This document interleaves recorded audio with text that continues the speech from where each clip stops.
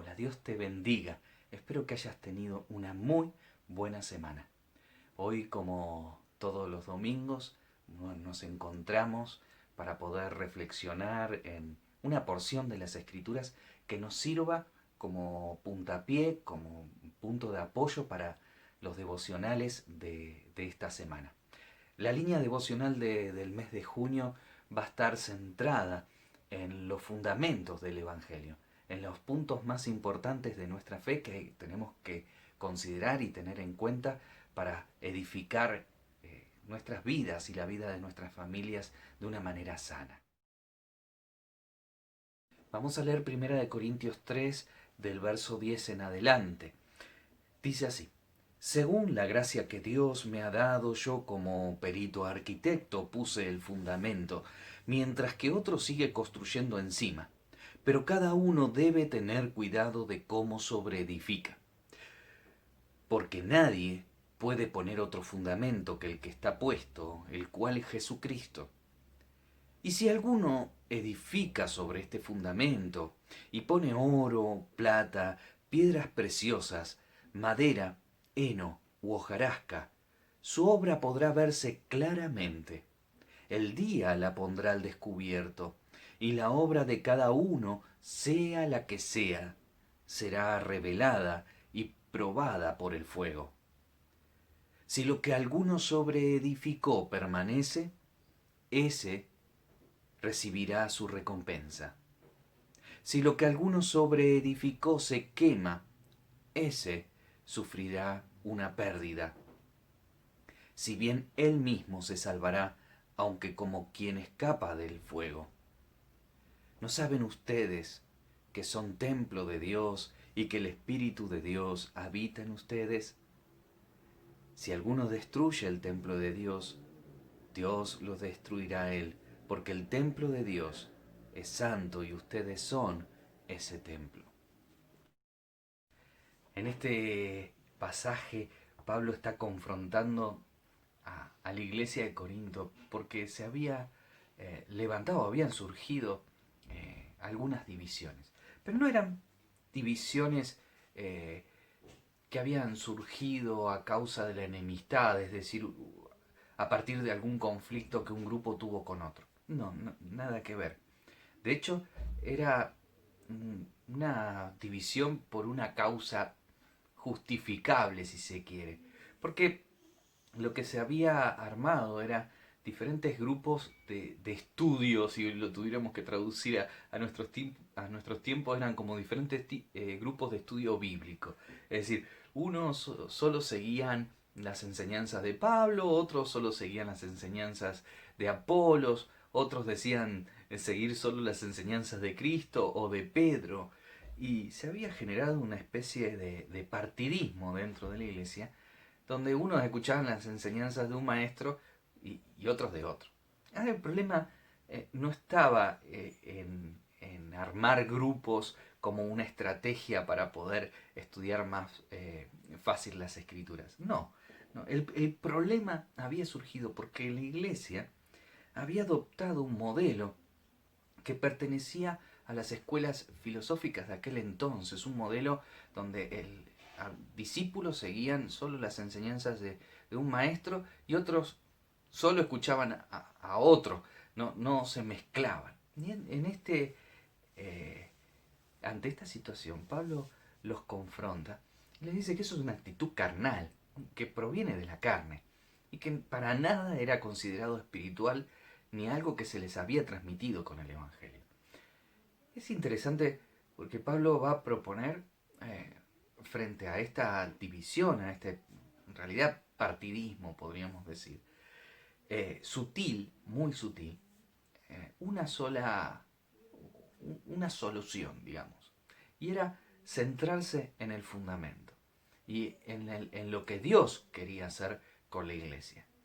Eh, es ahí donde nosotros vamos a tomar la enseñanza, vamos a resaltar 3 puntos que Pablo da como respuesta ante la situación de la iglesia de Corinto, en donde también Pablo, el apóstol, vuelve a plantear los fundamentos de nuestra fe. fundamentos sobre los cuales nosotros tenemos que edificar nuestras vidas, la vida de nuestra familia, pero también la iglesia. Podemos darnos cuenta en una simple lectura cuál es la estrategia de Pablo para enfrentar la división. Esta estrategia es poner y dejar en claro que hay un fundamento que no puede ser movido, que no puede ser tocado, y este es Jesucristo. Él va a decir, pueden haber muchos discípulos, pueden haber muchos maestros, pero esto es inalterable. Jesús, siendo el Cristo, es el fundamento inamovible de la iglesia. Nadie puede enseñar otra cosa, nadie puede hablar de otra cosa que no sea de Cristo y este crucificado. Eso lo dijo justo en el capítulo anterior. Ahora, hay algo que me gustaría rescatar. Hay muchísimas cosas de las cuales podemos aprender de este pasaje, pero yo quiero resaltar dos cositas acerca del fundamento. Primero, que el fundamento, que el hecho de que Jesús sea el fundamento no significa que sea un supuesto. ¿Qué quiere decir? Es decir, Jesús no es un supuesto de la iglesia, no es algo sobre el punto de partida de la doctrina de la iglesia, no.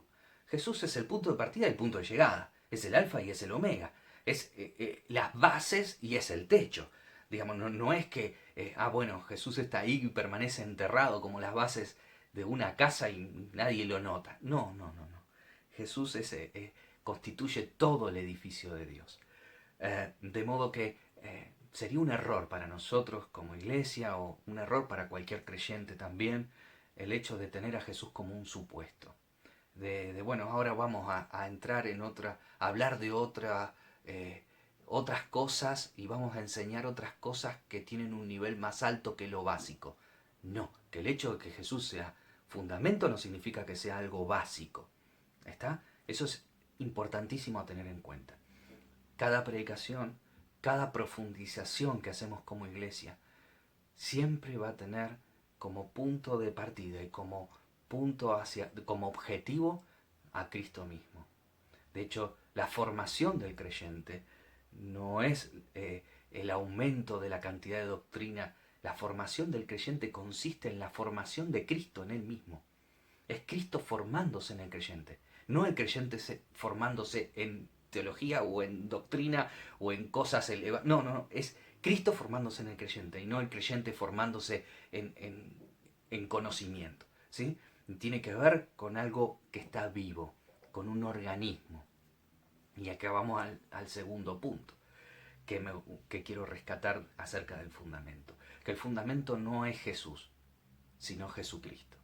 Es decir, el Hijo de Dios cumpliendo su función mesiánica en nosotros. Como bien dice Santiago, ¿crees que Dios es uno? Bien hace, los demonios también creen y tiemblan. ¿Creemos que Jesús es el Hijo de Dios? Sí, fantástico, buenísimo. Ahora, eso también los demonios lo creen. La cuestión está en que creer que Jesús es el Hijo de Dios y que está cumpliendo en nosotros su función mesiánica, que es Él el que nos trae la palabra, es Él el camino, la verdad y la vida que nos guía hacia el Padre, es Jesús el sumo sacerdote que sana nuestras heridas, limpia nuestros pecados, nos restaura en la condición espiritual para conectarnos con el Padre, y Jesús es el Rey de Reyes, el que venció nuestras batallas, el que nos dio la victoria sobre la muerte, sobre Satanás, sobre el mundo, sobre el pecado. Jesús, siendo el Cristo, ese es el fundamento de la iglesia. No es un supuesto, no es algo estático, sino es Jesús en una función mesiánica en nuestras vidas. Una vez que Pablo dejó en claro que nadie puede poner otro fundamento que no sea Cristo Jesús, él va a hablar sobre la edificación. Y va a mencionar dos cosas que son muy importantes. Primero, la responsabilidad de cada creyente. Dice, cada cual mire cómo sobreedifica. Y eso es un llamado a hacernos cargo de cómo estamos edificando nuestra vida espiritual. Pero no de una manera individualista, cada uno arréglese como pueda. No, Pablo está haciendo un llamado de índole colaborativo a toda la iglesia, no solo al liderazgo, al maestro o al apóstol, no, está haciendo un llamado a toda la iglesia de velar unos por otros en la edificación espiritual. ¿Sí? Cada creyente, cada familia, cada iglesia es un agente activo y colaborativo de la edificación espiritual en Cristo Jesús. Lo segundo tiene que ver con un criterio de edificación que es la permanencia. Bueno, ¿a qué le tenemos que prestar atención para edificar bien?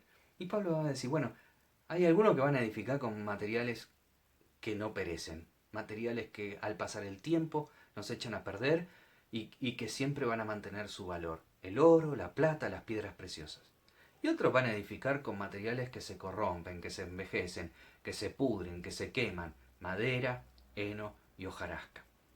Pablo va a llamarnos la atención en la característica de la permanencia, va a centrar su atención en la permanencia.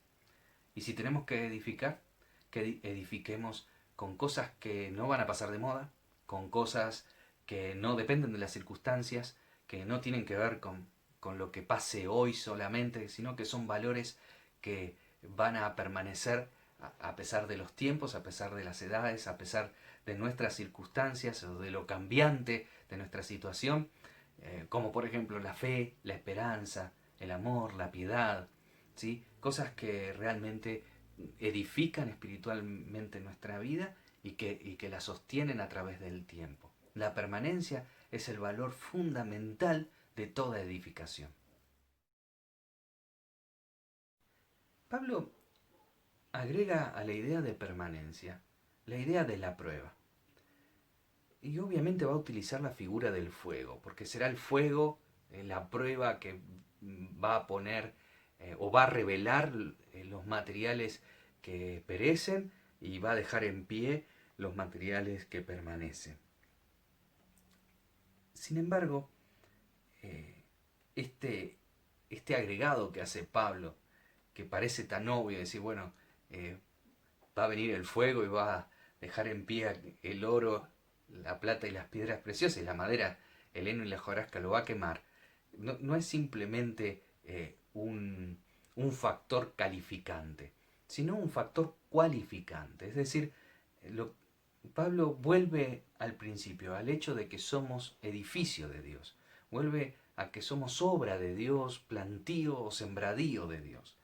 Dice, lo que va a plantearle a la iglesia de Corintios, ustedes, bueno, al fin y al cabo van a poder hacer lo que crean que tengan que hacer, cada uno va a edificar, algunos van a usar unos materiales, otros van a usar otros, pero la obra es de Dios. Y Dios es el que elige los materiales. Y cuando pase el fuego es porque Él quiere construir con una determinada calidad de materiales y no con otra. La obra es de Dios. Aunque creamos que, bueno, esta es mi vida, esta es mi vida espiritual, yo construyo lo que quiero, lo que a mí me gusta más construir con hojarasca, con heno, en vez de con oro. No, Dios pasa el fuego porque Él mira a su iglesia como una sola, como el cuerpo de Cristo. Él ve a la iglesia como su edificio, no solamente una iglesia en particular, sino toda su iglesia enfrenta lo mismo. Dios quiere construirla con materiales que permanezcan a través de los tiempos. Él quiere construir valores espirituales que atraviesen las situaciones de cada época, de cada edad. Él quiere construir una iglesia que esté de pie cuando todo se prenda fuego, cuando todo arda alrededor, y todo se tiemble y conmueve, la iglesia permanezca de pie, firme, construida sobre un fundamento inamovible con materiales que permanecen. Esa es la idea del fuego. La prueba que viene sobre nuestras vidas no solo nos da la oportunidad de evaluar si hemos invertido nuestro tiempo, nuestro dinero, nuestro esfuerzo en cosas que permanecen o en cosas que perecen, sino también nos hacen parte de toda la iglesia, de un mismo edificio, que es el que está Dios construyendo para que permanezca a través del tiempo. El error de la iglesia de Corinto no fue dividirse, fue creer que ellos podían edificar la iglesia de Dios con criterios humanos. Y la obra de Dios se hace con el Espíritu de Dios, en el poder de Dios, con los pensamientos de Dios, en los caminos de Dios. Es muy simple.